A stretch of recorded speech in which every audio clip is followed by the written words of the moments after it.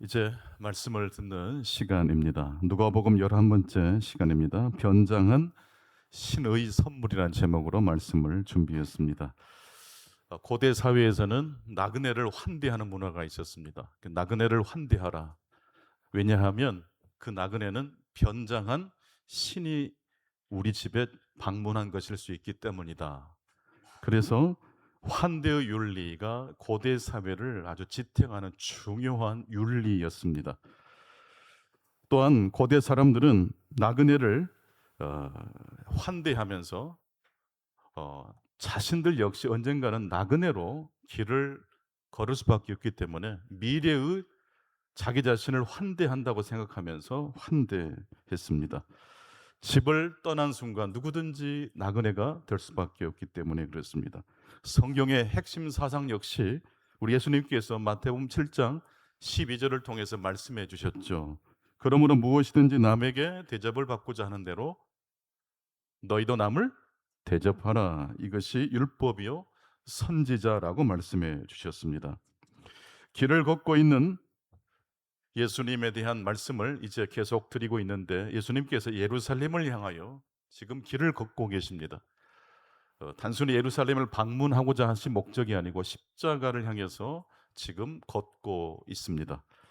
이때 한 율법 교사가 예수님께 다가와서 무엇을 하면 제가 영생을 얻을 수 있겠습니까? 라고 물었습니다. 하나님을 사랑하고 이웃을 너의 몸처럼 사랑하거라 라고 예수님께서 말씀해 주셨고, 이에 율법 교사는 자신이 이미 영생을 받기에 합당한 사람이라는 것을 뽐내고 싶었던지 예수님께 이렇게 되물었습니다. 그러면 랍비여 선생님이여 저의 이웃은 누구입니까? 이놈아 그걸 모르냐? 네 앞에 있는 나그네 된 내가 너의 이웃이다. 아마 예수님께서 그렇게 말씀하고 싶으셨을 거예요. 예수님께서는 그 율법 교사에게 선한 사마리아인이라는 비유를 이야기를 들려주셨습니다. 이야기는 듣다 보면 분석을 할 수가 없어요. 그냥 그 이야기에 참여하게 되잖아요. 그 이야기 속에 등장하는 레위인과 제사장은 강도 만난 사람을 보고도 지나쳤습니다. 그러나 이스라엘 백성들이 늘 폄하했던 혼혈이라고 무시했던 사마리아인이 그 길을 지나가다가 강도 만난 사람을 보고 다가가서 응급조치를 해준 다음에 주막에 데리고 가서 치료가 될 때까지 돕겠다고 했습니다. 그 이야기 끝에 예수님께서는 네가 생각할 때 이 강도 만난 사람의 이웃이 누구라고 생각되느냐? 라고 예수님께 묻자 그 율법 교사가 뭐라고 대답했습니까? 사마리아인입니다라고 대답하지 않고 자비를 베푼 사람입니다. 끝까지 사마리아 사람이라는 말을 하지 않아요. 그 정도로 고정관념에 사로입혔던 사람입니다. 율법 교사의 약점은 무엇입니까? 그 사람 역시 나그네를 환대했었던 사람임에 틀림이 없습니다. 그런데 그는 사람을 가려서 환대했어요. 전도서 11장 1절에 보니까 너는 내 떡을 물 위에 던져라 여러 날 후에 도로 찾게 될 것이다. 떡이라는 것은 아주 작은 거죠. 일용할 양식 정도 됩니다. 그러니까 나그네가 한 끼 밥을 먹을 수 있도록 환대하라. 근데 그 환대한 이야기가 결코 끝나지 않고 돌고 돌아서 다시 찾아온다는 것입니다. 그런데 전도서 11장 1절 말씀은 반드시 2절 말씀과 함께 읽어야 됩니다. 자, 전도서 11장 2절 말씀 같이 보시겠습니다. 시작. 일곱에게나 여덟에게 나눠 줄지어다. 무슨 재앙이 땅에 임할는지 내가 알지 못함이니라. 미래에 무슨 일이 일어날지 알지 못하기 때문에 하늘 나라 은행에 저축해라. 어떻게 저축합니까? 나그네를 환대하는 것을 통해서. 근데 그 나그네는요, 내가 원하고 내가 좋아하는 사람만 가려서 환대하면 안 돼요. 그래서 일곱이든지 그 다음 나오는 숫자가 몇이죠? 8사람이든지 일곱은 완전수입니다. 그 완전수를 뛰어넘어요. 그러니까 내가 좋아하는 사람, 나에게 다시 복을 돌려줄 사람만 하는 게 아니라 불특정 다수에게까지 환대하라라고 말씀하셨던 것입니다. 율법교사는 그러므로 자기 앞에 있는 나그네 대신 예수님을 보고 어떻게 했어야 됩니까?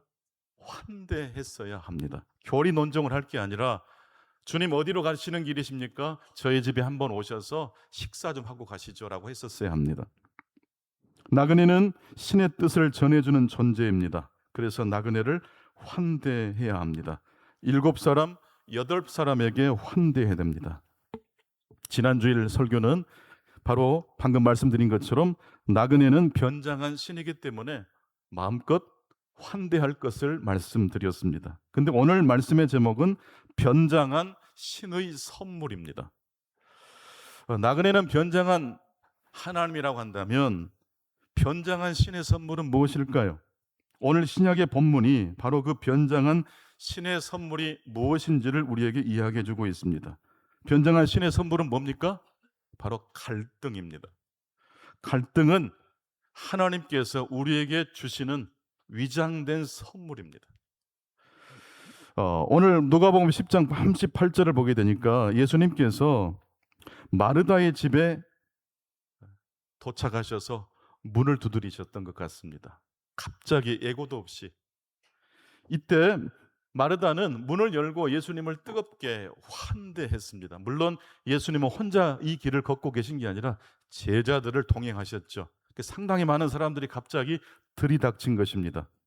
하지만 마르다는 평소처럼 기쁜 마음으로 손님을 대접하기 위해서 음식 준비를 하기 시작했습니다. 그런데 동생 마리아는 예수님의 말씀만 듣고 있지 언니 마리아를 도통 도와줄 생각이 없습니다. 화가 나고 짜증이 난 이 언니 마르다가 예수님께 섭섭한 감정을 토로합니다. 즉 지금 마르다와 동생 마리아 사이에 뭐가 생긴 거예요? 갈등이 생긴 거예요. 그런데 이 갈등 때문에 말씀을 자세히 보면 언니 마르다가 누구와 깊은 대화를 하고 있습니까? 예수님과 깊은 대화를 하고 있는 것을 볼 수 있습니다. 첫 번째, 그러므로 갈등이란 변장한 신의 무엇입니까? 선물이라는 것입니다. 갑자기 찾아온 예수님과 제자들을 환대하기 위해서 마르다는 평소처럼 음식을 열심히 준비했는데 동생이 도와주지 않아서 혼자 끙끙대며 일을 하다가 갑자기 짜증이 났고 화가 났고 섭섭한 감정이 차올랐습니다. 동생 마리아를 보니까 언니를 도와줄 생각도 없고 그저 예수님 발치에 앉아서 예수님 말씀만 듣고 있습니다. 이때 언니 마르다가 예수님께 이렇게 찾아가서 말씀을 드립니다. 누가복음 10장 39절 40절 말씀, 39절 40절 말씀 우리 함께 읽겠습니다. 그에게 마리아라 하는 동생이 있어 주의 발치에 앉아 그의 말씀을 듣더니 마르다는 준비하는 일이 많아 마음이 분주한지라 예수께 나아가 이르되 주여 내 동생이 나 혼자 일하게 두는 것을 생각하지 아니하시나이까 그를 명하사 나를 도와주라 하소서. 이 말씀의 장면을 보면 사실 좀 어이없는 장면이기도 합니다. 지금 예수님이 열심히 말씀을 강론하고 있을 때에, 그러니까 제가 이렇게 설교하고 있을 때 누군가 들어와서 마이크를 꺼버린다 생각해 보세요. 얼마나 당혹스럽고 당황스럽겠습니까? 마르다가 지금 그런 일을 해버린 겁니다. 자기도 모르는 사이에. 음식 준비하는 일이 너무 소중하다고 생각했기 때문에 지금 10명이 넘는 사람들을 대접하려면 얼마나 손이 바쁘겠습니까? 근데 동생 보니까 말씀만 듣고 아멘 아멘 하고 있어요. 얼마나 예뻤을까요? 진짜 머리채를 끌고 오고 싶었겠죠. 근데 차마 그렇게 할 수 없고 예수님의 설교를 중지시킵니다. 마이크를 꺼요. 예수님, 제 동생에게 명령을 좀 내려주십시오. 언니 좀 제발 도와달라고. 황당한 일이 벌어졌지만 예수님은 짜증을 내시거나 화를 내시지 않습니다. 오히려 마르다야 마르다야 2번씩이나 마르다의 이름을 불러주십니다. 흥분한 마르다의 마음을 이렇게 만져주시는 거예요. 안전한 상황을 만들어주시는 거예요. 사람의 언어라는 것이 이렇게 중요합니다. 순식간에 흥분된 사람의 마음을 딱 만져줄 수 있거든요. 옳고 그름을 분별해달라고 예수님께 청원했는데 오히려 예수님은 마르다의 마음을 만져주고 계십니다. 마르다는 환대를 위해서 최선을 다하고 있지만 동생 마리아가 좀 이상합니다. 왜 마리아는 마르다 언니를 돕지 않았을까요? 또 말씀을 보니까 예수님이 마치 동생 마리아를 두둔하는 것처럼 생각될 수 있는 그런 발언도 하셨어요. 너는 너무 마음이 분주하구나. 네 동생처럼 한 가지 일만 하든지 중요하다고 생각하는 그 일에만 집중하려무나. 네 동생은 오른편을 선택했다. 마치 언니 편이 아니라 동생 편을 예수님이 그 손을 들어주시는 것처럼 오해의 여지가 있는 말씀을 하셨습니다.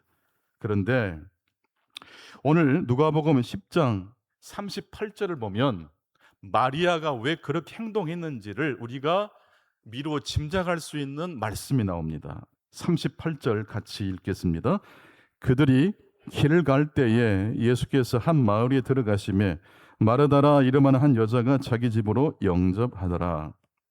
그들이 예수님과 제자의 무리들이 길을 갈 때에, 이 길은 지금 어떤 길로 이어지는 길입니까? 예루살렘으로 골고다 언덕으로 이어지는 길입니다. 즉 예수님은 지난번과 똑같은 방문을 하신 게 아니라 이번 방문은 마지막 방문이에요. 다시 마르다와 마리아 집에 오실 수가 없어요. 그걸 구체적으로 예수님이 마르다에게 설명하지 않으셨지만 누군가는 알아차린 것 같아요. 그 사람이 누굴까요? 마리아예요. 뭔가 지난번 우리 집에 오셨던 예수님의 얼굴 표정이 아니에요. 느낌과 분위기가 달라요. 아이들은 신기합니다. 엄마 아빠가 싸웠는지 안 싸웠는지 다 알아요. 우리는 몰래 싸우잖아요. 다 알아요. 식사할 때 분위기가 이상하다는 거 다 알아요. 새 가족들은요, 어떤 교회에 딱 들어가 보면 이 교회가 분위기 어떤지를 대번에 합니다. 감각적으로 알아요. 마리아가 예수님과 제자들의 방문을 보면서 안 거예요. 이건 뭔가 이상하다. 평상시와 다르다라는 것을 느낀 거예요. 실제로 예수님은 예루살렘을 향해, 십자가를 향해, 골고다 언덕을 향해 가고 계시는 중이었습니다. 평소와 같은 단순 이동이 아니었다라는 것입니다. 그 소중하고 소중한 시간을 쪼개서 누구의 집에 방문하신 거예요? 마리아와 마르다의 집에 방문하신 거예요. 하나님의 뜻을 순종하기 위해서 가던 길을 잠시 멈췄어요. 어마어마한 일이잖아요. 엄청난 일을 벌어진 거예요. 하지만 마르다는 예수님과 제자들을 보면서 너무 기쁜 나머지 서둘러서 음식을 준비했습니다. 이건 결코 잘못된 것이 아닙니다. 황금률을 지키는 것이고 환대의 윤리를 지키는 행동이잖아요. 그런데 동생 마리아가 언니가 눈치채지 못한, 그래서 뭔가 분위기가 다르다는 것을 느낀 거예요. 그래서 언니에게 설명할 수도 없이, 설명할 겨를도 없이 예수님의 발치에 앉아서 예수님의 얼굴을 보면서 말씀에 몰입되기 시작했던 것입니다. 그러면 따지고 보면 언니가 오라요? 동생이 오라요? 마르다가 오라요? 마리아가 오라요? 둘 다 오라요. 둘 다 오라요. 예수님의 말씀을 한번 보실까요? 41절 주께서 대답하여 이르시되 마르다야 마르다야 내가 많은 일로 염려하고 근심하니. 예수님은 딱 문제를 가지고 왔을 때 문제에 대한 해답을 먼저 주지 않으세요. 문제를 해결하려고 하면요 더 복잡해집니다. 문제를 통해서 나에게 찾아오시는 하나님을 발견하실 수 있기를 바랍니다. 문제는 위장된 하나님의 선물이기 때문에 그렇습니다. 그래서 예수님께서는 마르다, 흥분하고 짜증을 부리는 마르다에게 안심시켜주는 말씀을 먼저 건네십니다. 마르다야 마르다야 괜찮아. 동생 때문에 화가 났지만 괜찮아. 지금 이 상황은, 이 갈등은 짜증날 일이 아니라 변장된 하나님의 무엇이다? 선물이란다. 그래서 오늘 두 번째 말씀은 이렇게 말씀을 드리고 싶습니다. 변장한 신의 선물인 갈등은 하나님께 나아가는 무엇이 됩니까? 문이 된다라는 것입니다. 순식간에 일어난 일이었어요. 감정적으로 섭섭한 마음이 일어난 이 마르다에게 예수님께서 마르다야, 마르다야.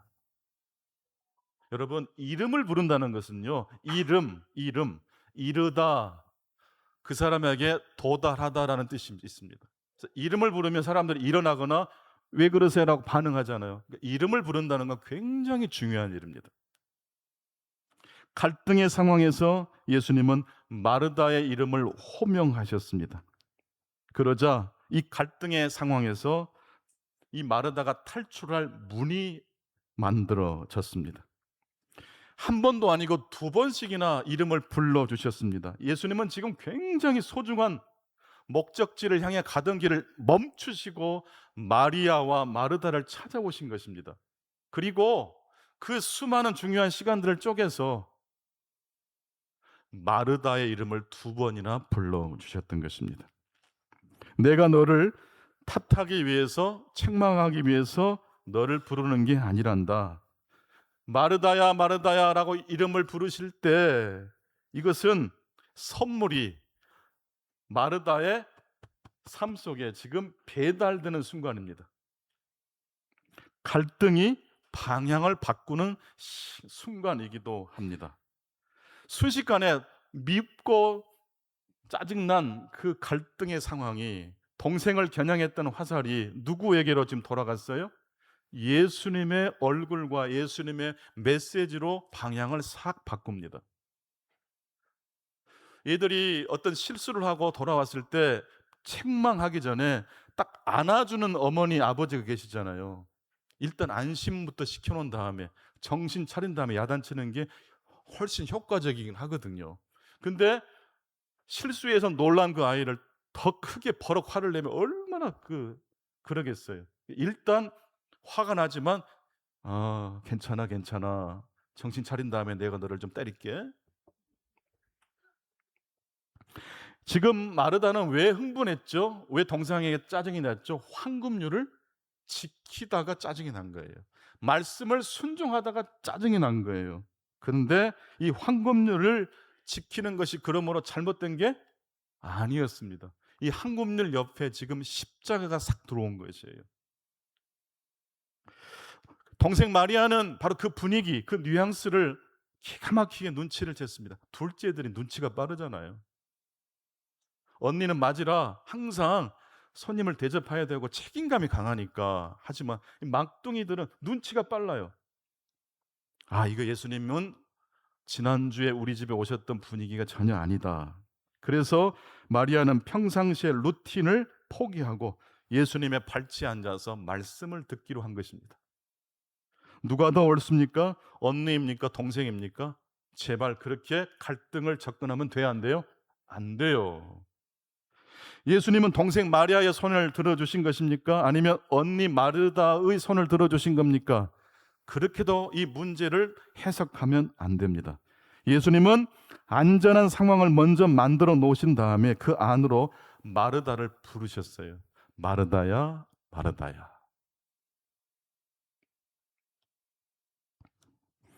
주께서 대답하여 이르시되 마르다야, 마르다야, 내가 많은 일로 염려하고 근심하나 몇 가지만 하든지 혹은 한 가지만이라도 족하니라. 마리아는 이 좋은 편을 택하였으니 빼앗기지 아니하리라 하시니라. 이 42절 말씀 보면 역시 오해 소지가 있어요. 동생을 두둔한 것처럼 그렇게 말씀을 하셨잖아요. 근데 여러분, 이제 흥분이 가라앉고 섭섭한 감정이 사라진 마르다가 예수님의 말씀을 들었을 때 이건 동생을 두둔한 말로 들었을까요? 나에게 주신 하나님의 음성으로 받았을까요? 동생이 미울 때는요, 어떤 말도 안 들어와요. 근데 예수님이 내 이름을 몇 번 불러주셨다고요? 2번씩이나. 이제 마음이 누그러졌어요. 마음이 풀어졌어요. 이때 예수님의 말씀은 아골골짝으로 가라고 해도 다 순종할 수 있어요. 어떤 말도 들려요. 근데 감정이 해석 안 되면 말씀이 안 들리는 거예요. 동생은 좋은 편을 선택했으니 빼앗기지 아니하리라. 이 말씀 듣고 언니 마리아가 질투했을까요? 아멘했을까요? 아멘했겠죠. 성령으로 충만하면 이런 일이 벌어져요. 슬픔만 나눌 수 있는 게 아니라 옆에 사람의 기쁨의 이야기도 같이 박수해 줄 수 있는 거예요. 나는 우리 교회가 그런 교회가 될 줄로 믿습니다.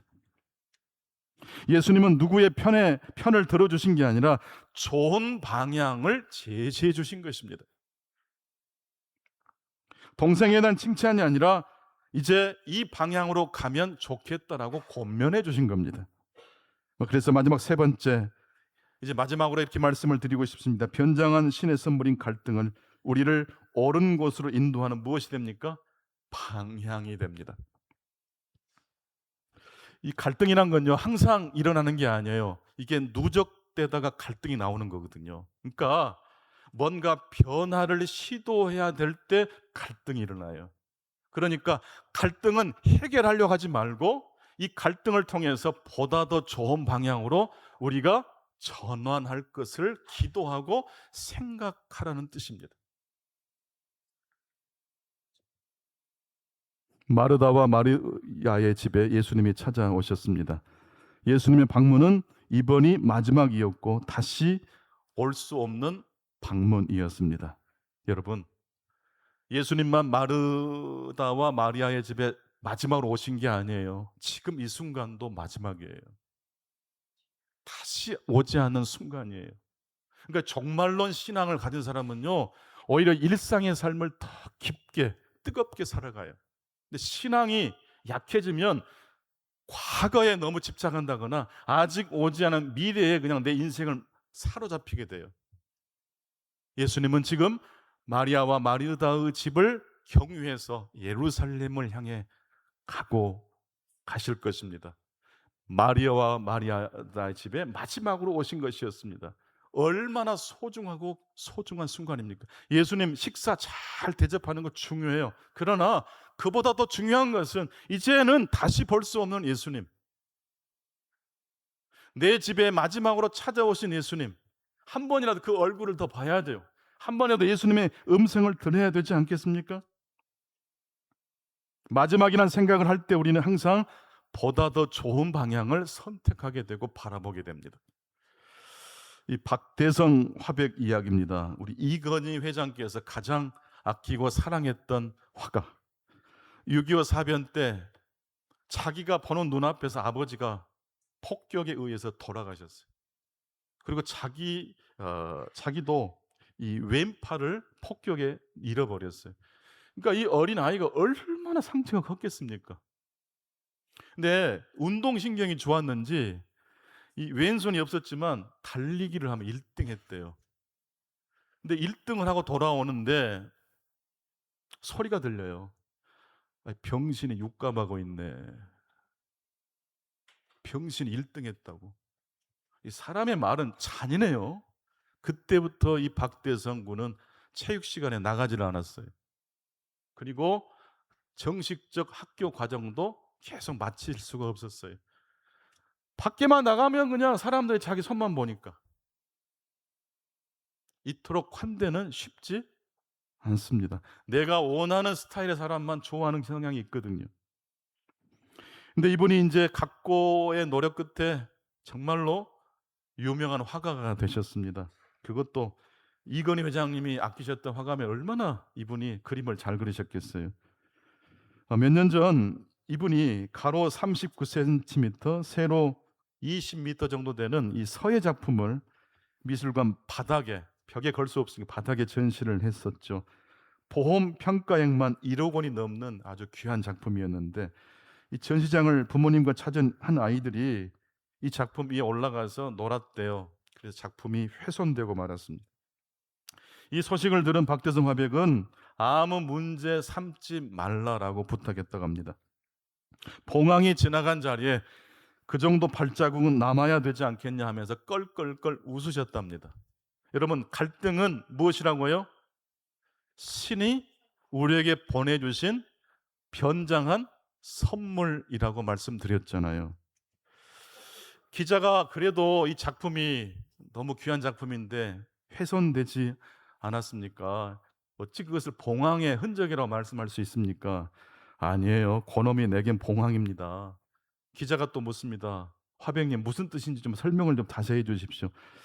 이 작품이 훼손됐고 또 그것을 책임을 묻지 않았다는 뉴스가 유튜브를 통해서 218만 회나 재생됐대요. 물론 박대성 화백은 유튜브에 화제가 되지 않아도 유명한 분이에요. 하지만 요즘 젊은 사람들이 또 더 많은 사람들이 박대성 화백을 모르는 사람도 많거든요. 근데 이 일 때문에 유튜브에서 218만 회가 재생이 됐어요. 그 아이가 아니었다면 내 작품을 그렇게 많은 사람이 봤겠습니까? 그러니 그놈이 내게 봉황인 셈이죠. 그래도 작품이 훼손됐지 않습니까? 내가 그 아이의 부모에게 보상을 요구하면 그 부모가 아이를 얼마나 원망하겠습니까? 아이도 위축될 거고, 아이가 미술관에서 했던 경험이 작품을 훼손했다가 보상해 줘서 우리 집이 크게 어려움을 겪었다는 기억만 있다면 얼마나 안타까운 일이겠습니까? 인간이 서로 원수지고 살 필요는 없습니다. 왜 다들 내 편 하면서 비싼 에너지를 소모하는지 모르겠습니다. 이번에 이 일을 통해서 기사가 많이 나갔기 때문에 아마 미술관 관람하는 문화가 많이 개선되었을 겁니다. 이게 중요합니다.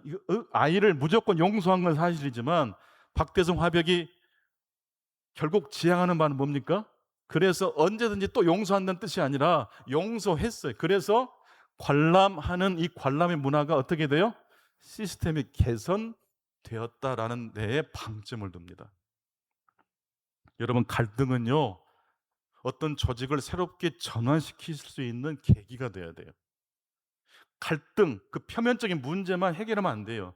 보다 더 좋은 방향으로 이 조직이 나아갈 수 있도록 준비하라는 하나님의 선물이고 신호가 될 줄로 믿습니다. 박대성 화백의 작품을 훼손한 그 아이는 봉황 맞습니다. 270만 명이 박대성 화백의 작품을 구경하기 위해서 문으로 들어왔어요. 그리고 이 관람 문화를 개선하는 데 좋은 방향의 길을 제시하는 모멘텀이 됐습니다. 말씀을 맺겠습니다. 오늘은 세 가지로 말씀드렸습니다. 갈등은 신이 우리에게 주시는 변장된 선물이라고 말씀드렸습니다.